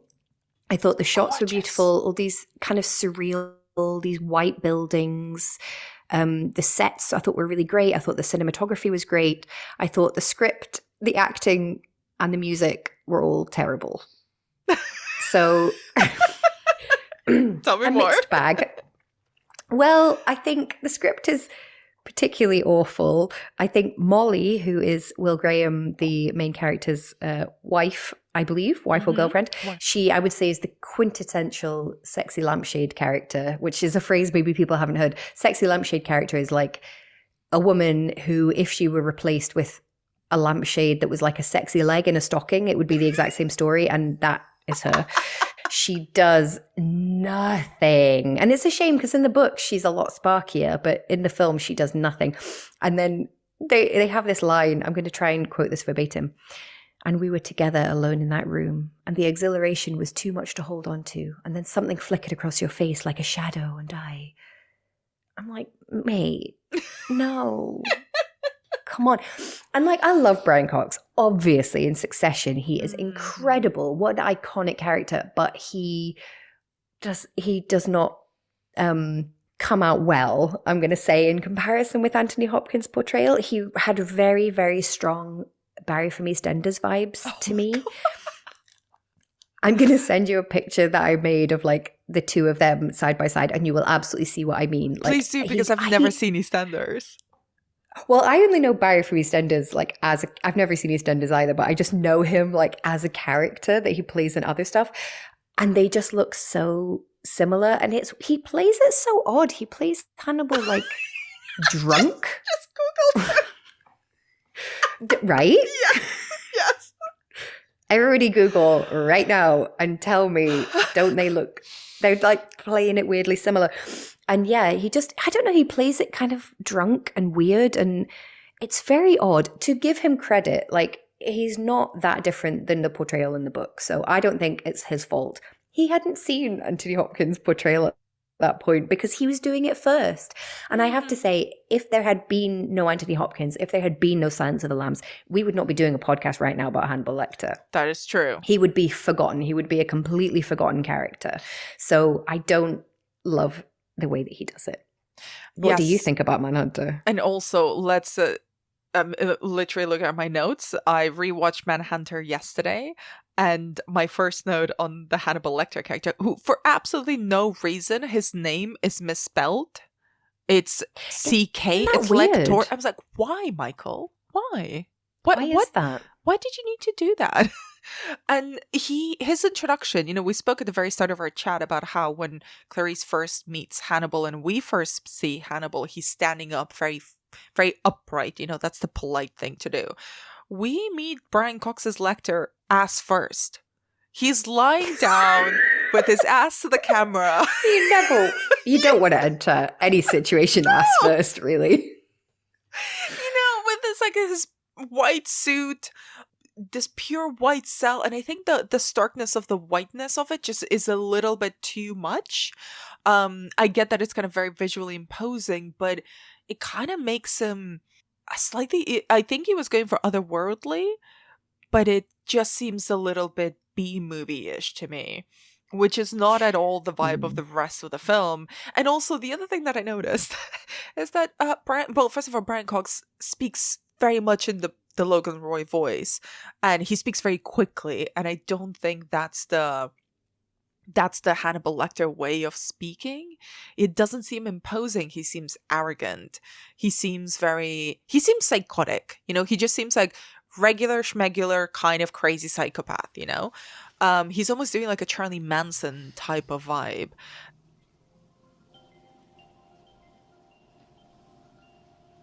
That's the same atrocious aftershave you wore in court 3 years ago. Yeah, I keep getting it for Christmas.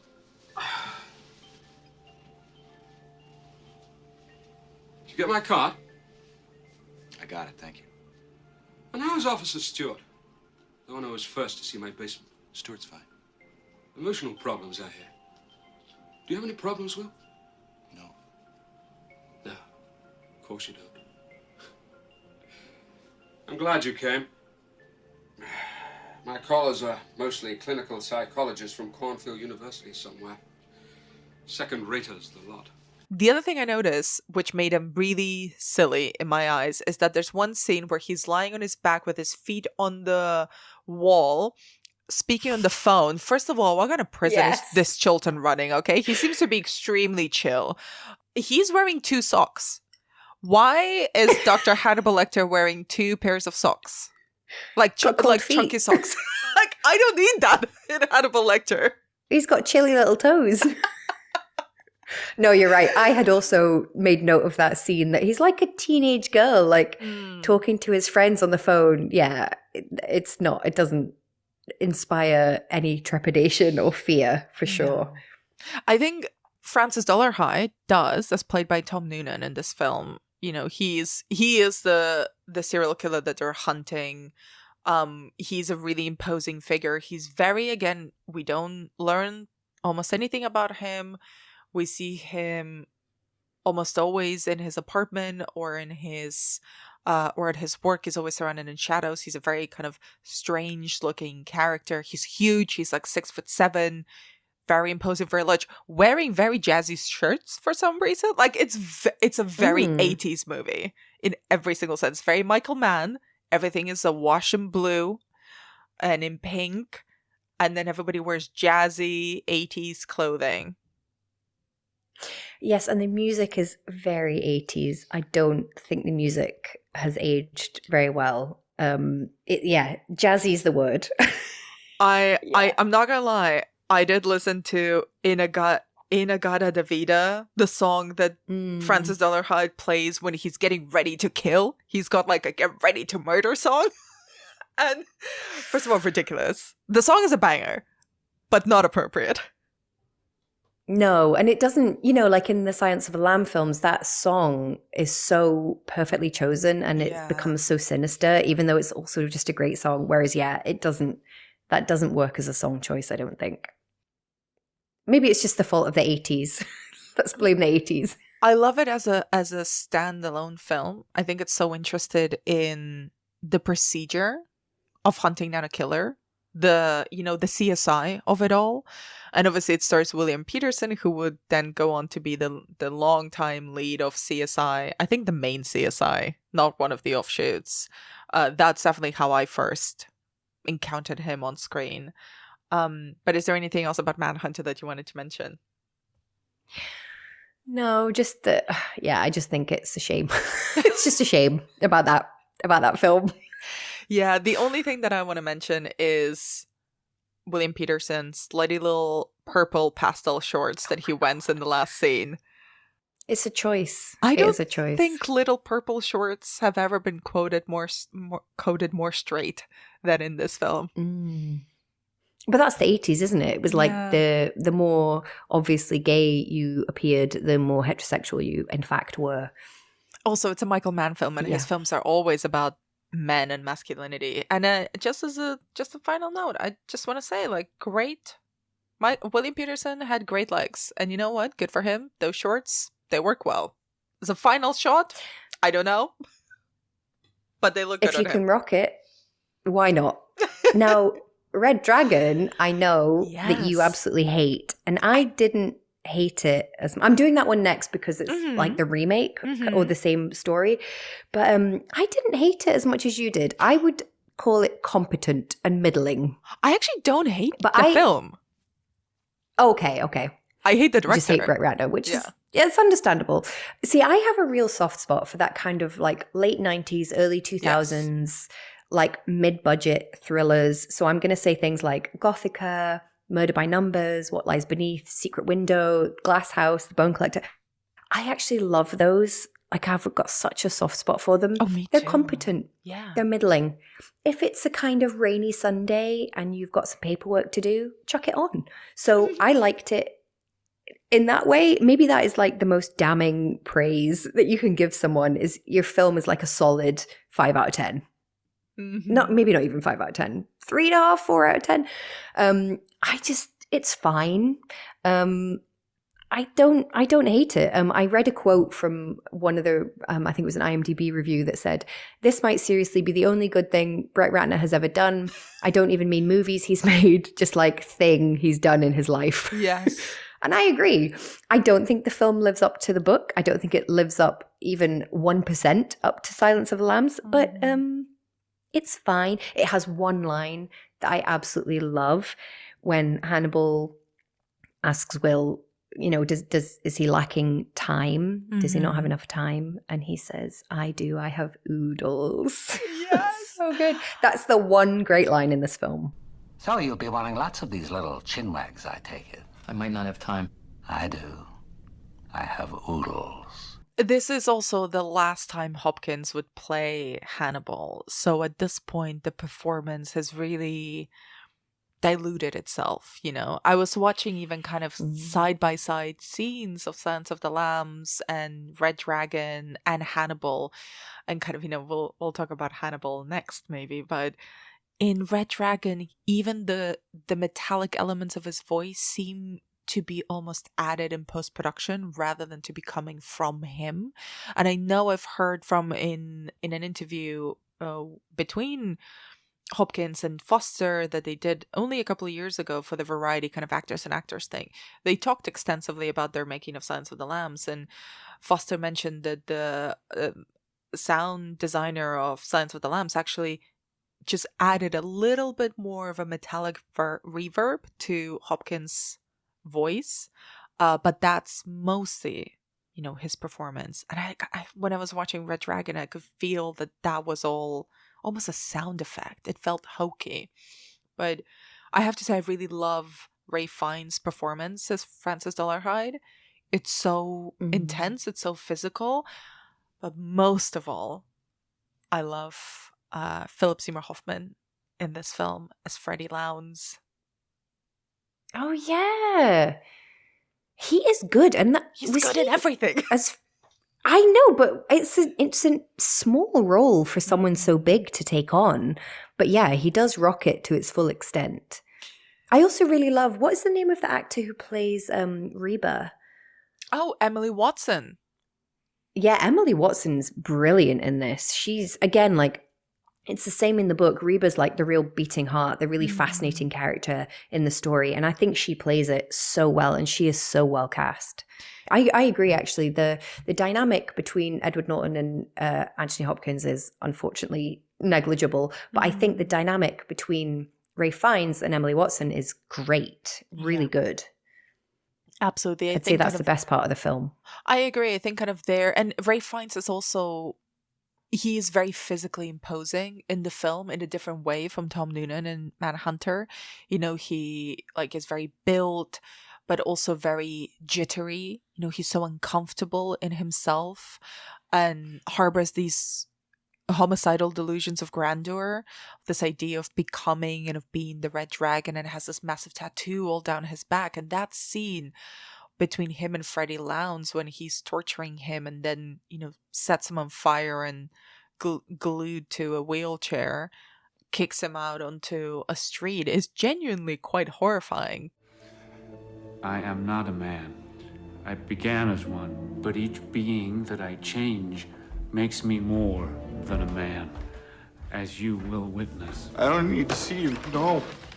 Oh, but you must, Mr. Lowndes. You're a reporter. You're here to report.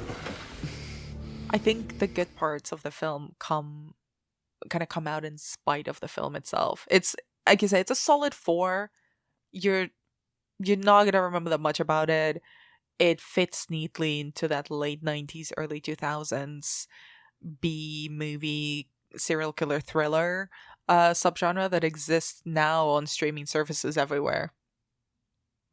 Absolutely. I will say also, I feel like were I to have a more psychological background, I would have something to say about the fact that both James Gumb and Francis Dolarhyde, the root of their trauma is mummy issues. I'm like, there are other things. Not there for are serial other traumas killers. one can have. Apparently, yeah, it's all mummy's fault. So that's quite interesting. That I'm like, come on now, Miss Harris. There are other traumas to have. But then when he tries to have other traumas, I was going to say in Hannibal Rising, it goes even worse. So maybe he should have stuck to mummy issues. I mean, let's get it out of the way. You haven't seen it. Have you read the novel? No, the novel Hannibal Rising, I have not, because I was so burned by the novel of Hannibal that I was like, I'm never doing that again. But yeah, I kind of know the basis of it, but I want to know your take on it. So I remember, I have a very distinct memory of buying this book. I was in my teenage, oh my God, serial killers, yay, era. And I bought the book as it came out. I read it and I hated it so much. I think I finished it in an airport and I left it in an airport on an airport bench or something because it's like, I don't even want to have this on me. I don't want to keep it. I don't want to possess this piece of shit book. The story of the film and the book is that it's a prequel. So it's young, hot Hannibal. He loses his parents during World War II because they are killed by some kind of leftover soldiers. The war is sort of over. But the soldiers stumble across their house in the middle of nowhere in Lithuania in a forest, and they get killed. And Hannibal and his baby sister Misha are alive. They're kind of captives of these soldiers. The soldiers get hungry. Misha is ill, so they decide to cook and eat Misha. And that is the foundational trauma of Hannibal Lecter. Also combined with the fact that he's fed a little bit of Misha. And he kind of represses that and doesn't learn that until the very end of the movie. We simply didn't need that. We didn't need it. Also, just to he doesn't need a backstory. He didn't. He doesn't. And also, there's a great line in Silence of the Lambs, the book, where he says, "Nothing happened to me. I happened." And that, for me, is the essence of Hannibal Lecter. There is no trauma. There is no origin story. He just materialized exactly, fully formed, exactly as he is. And this film undoes all of that. Thankfully, it had no legacy or reverb on pop culture and kind of was completely dismissed.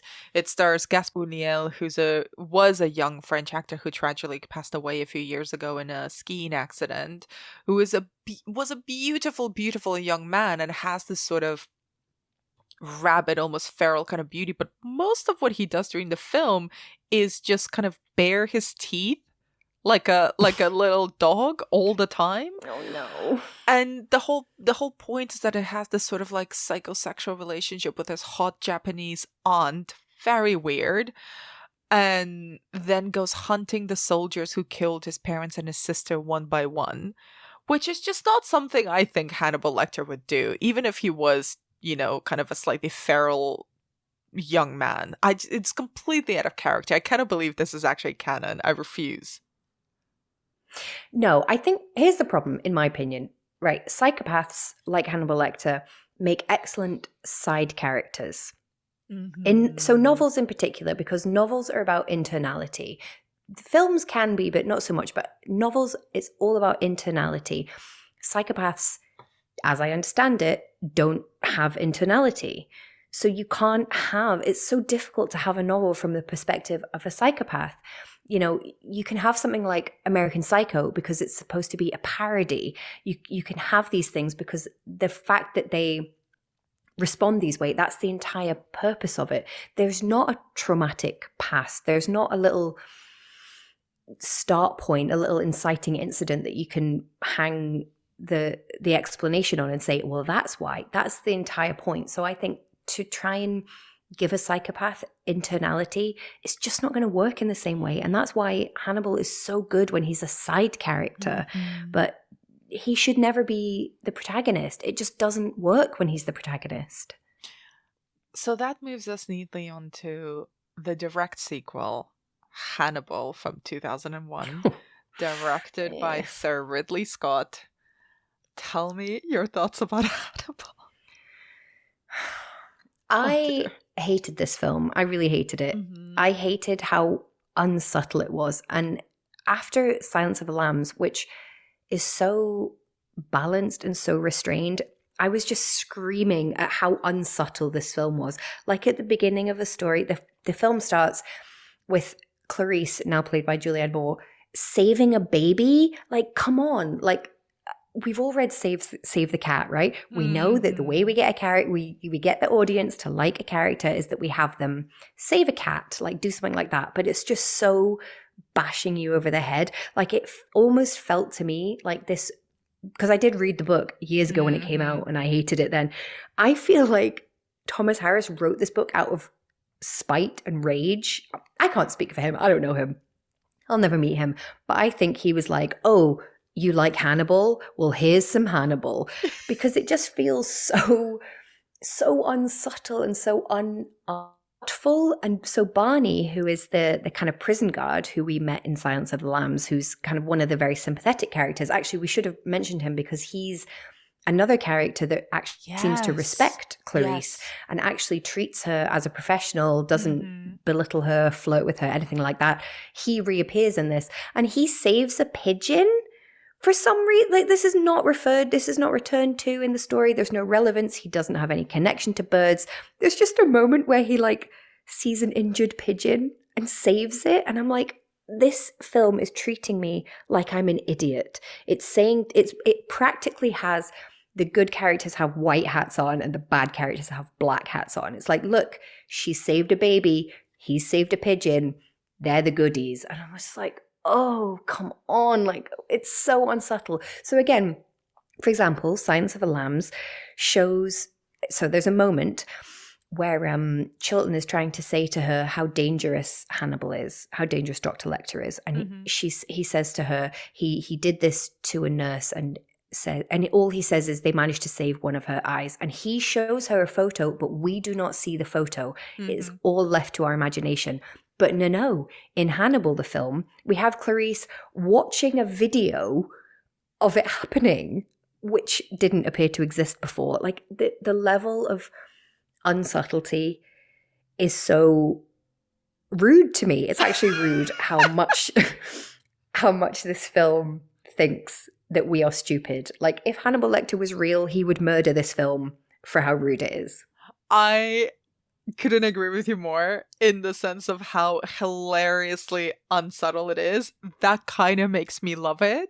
You know, when you were talking about kind of operatic gay, like queerness and opera, it's like, this is a gay opera to me. This is camp from the bottom of Hannibal's like patent leather shoes to the top of his like white brimmed white hat. Now, this is ridiculously unsubtle. I couldn't think of a director worse placed to make a Hannibal Lecter film than Ridley Scott, with all due respect. There is so much slowed down, blurry imagery. This is like some Black Hawk Down shit, the same kind of aesthetic. And there's a freeze frame on Lecter's face and he's got his teeth bared like an animal in that video that you were just referencing. At the very end, I'm skipping ahead, but you know, doesn't matter. At the very end, the pigeons make out the face of Hannibal on a piazza in Florence. This is my favorite part of this movie. Hannibal is constantly making cannibal puns like all the fucking time. He's like, you know, I'm really considering eating your wife. And there's like a pause for a laugh. On a related subject, I must confess to you, I'm giving very serious thought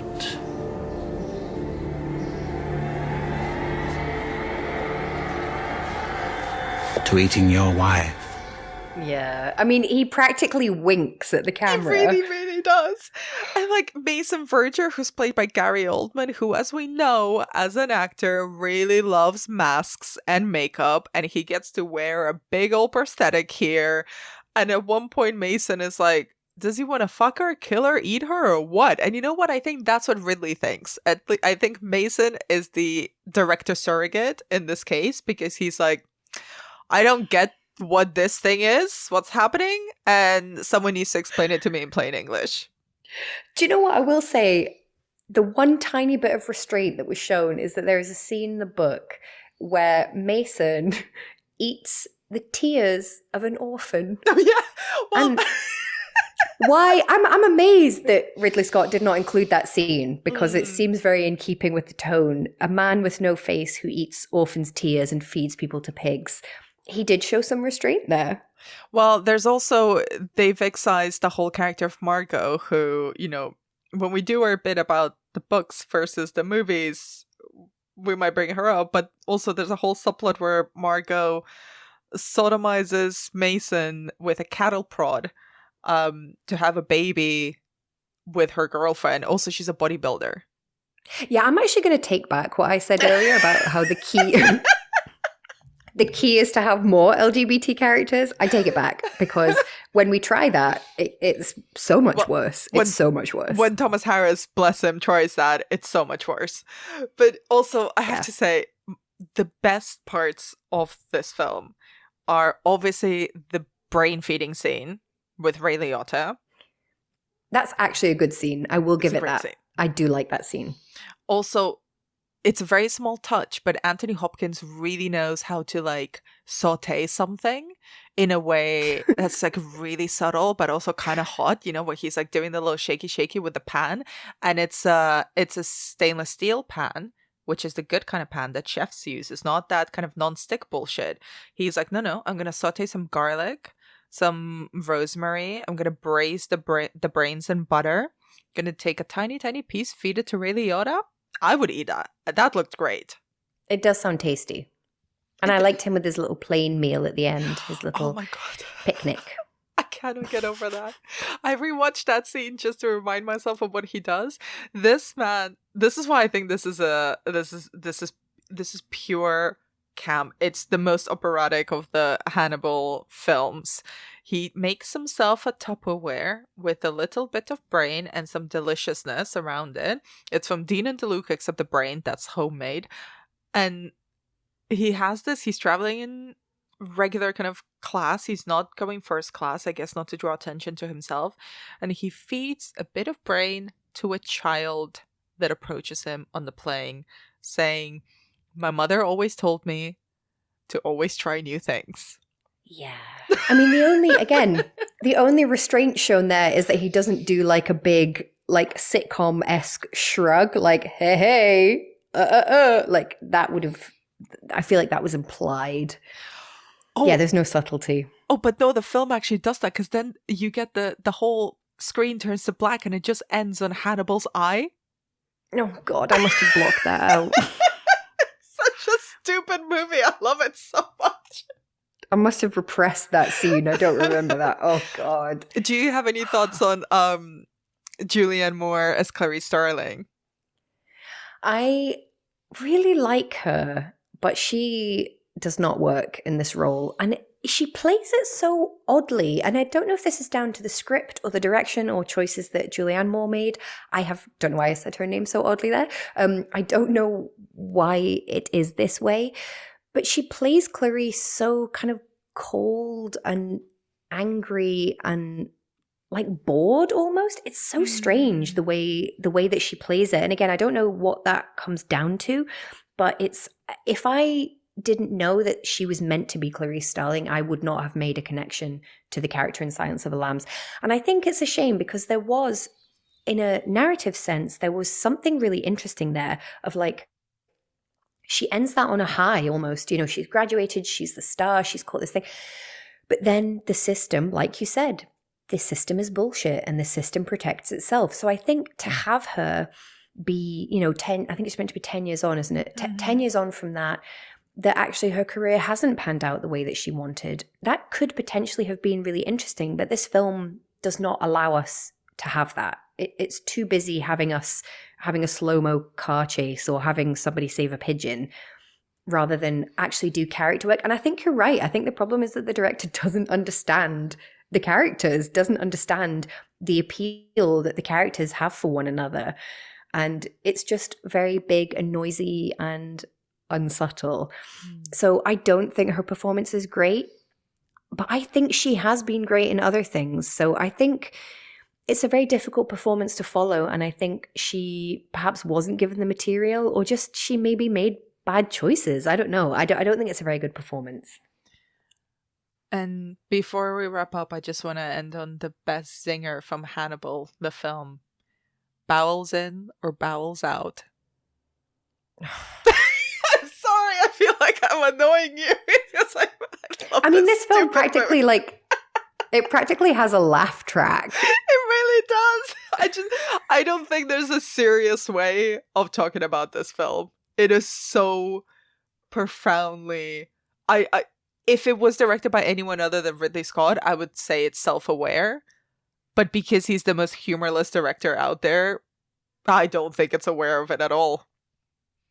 See, maybe that's the problem, because I love big, stupid action films. Con Air, Face Off. I have seen Face Off probably 20 times.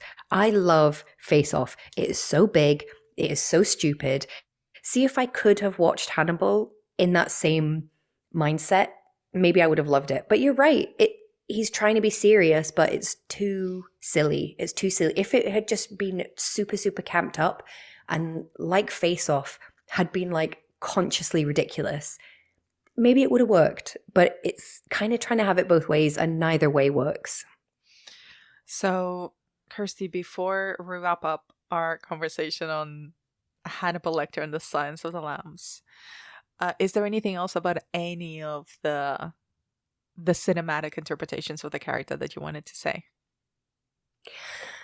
I just want to say that whatever lightning was bottled when they made Silence of the Lambs, if only it could be recaptured, because many attempts have been made and none of them have landed. So my advice, if anyone is coming fresh to Hannibal and you're completely unfamiliar with him, seems unlikely, watch Silence of the Lambs and then stop. That's all you need. Well, you don't need the rest.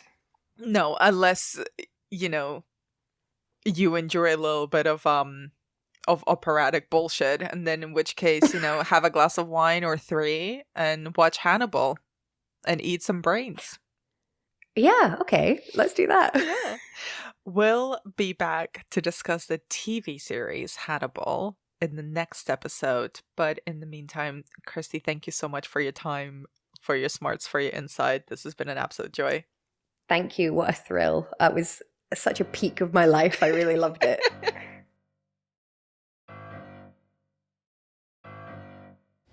Powers in or powers out?